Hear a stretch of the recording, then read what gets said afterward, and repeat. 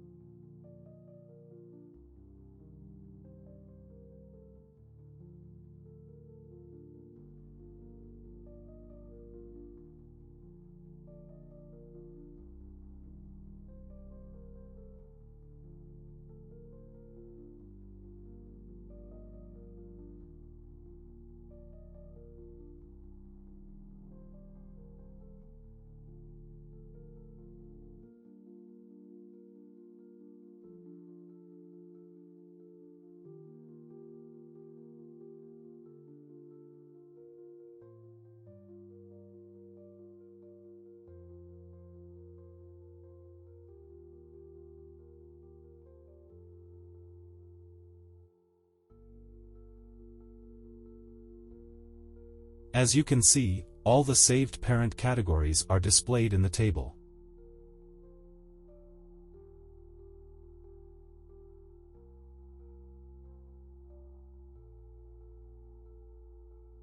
After adding a parent category to the database, it will be listed in the table without refreshing the page.